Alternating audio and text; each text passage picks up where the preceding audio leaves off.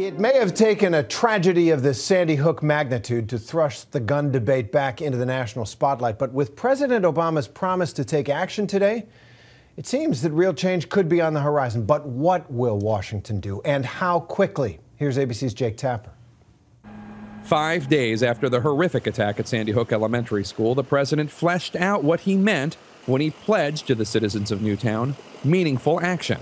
I will use all the powers of this office to help advance efforts aimed at preventing more tragedies like this. We won't prevent them all, but that can't be an excuse not to try. But for years, many of the president's strongest supporters have been disappointed by his relative silence and inaction when it comes to gun violence. You had your position on renewing the ban on semi-automatic rifles that then Senator Biden put into place, but you didn't do much about it. This is not the first incident of horrific gun violence of your 4 years. Where have you been? Here's where I've been, Jake. I've been President of the United States dealing with the worst economic crisis since the Great Depression, an auto industry on the verge of collapse, 2 wars. I don't think I've been on vacation. I think all of us have to do some reflection on how we prioritize what we do here in Washington. It is precisely that reflection, his aides say, that brought the president to the White House press briefing room, named after former Reagan press secretary Jim Brady, himself severely wounded in an act of gun violence more than 30 years ago.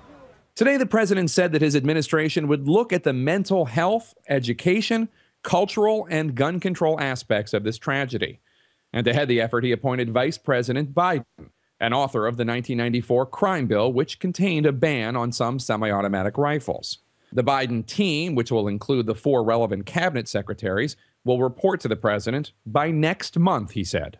This is not some Washington commission. This is a team that has a very specific task to pull together real reforms right now.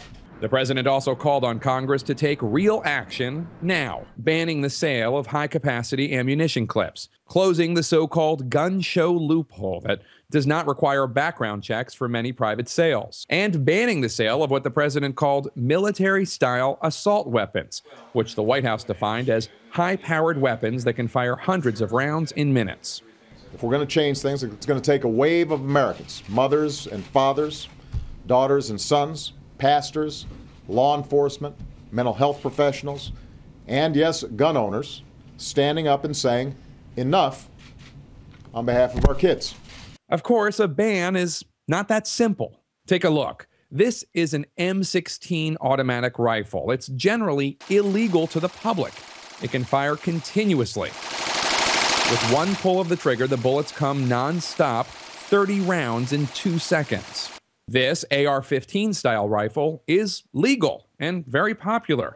It looks similar to the M16 on the outside, but it's semi-automatic. One bullet gets fired per pull of the trigger.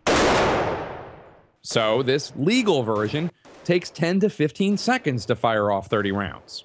Some AR-15 style rifles were covered under the ban on semi-automatic assault weapons that Joe Biden wrote and that expired in 2004, but not all of them. We know so little about the AR-15 style rifle used in the massacre of 26 people at Sandy Hook Elementary. It's unclear if it would have been covered. These bans are technical and complicated and often contain many loopholes. This is the difficult political terrain into which the president now treads. But he said that's where he's headed. If we are not getting right the need to keep our children safe, then nothing else matters. This is Jake Tapper for Nightline at the White House.